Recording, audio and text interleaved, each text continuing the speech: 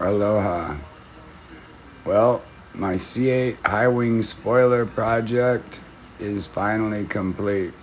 It took way too many hours, but I was up for the challenge.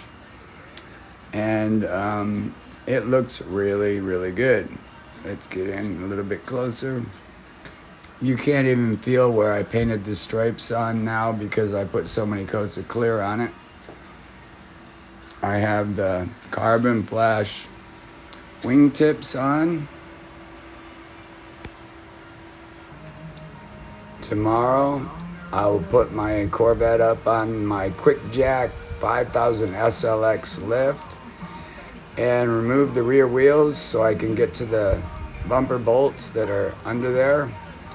Then remove and replace the Z51 spoiler and install my new high wing spoiler.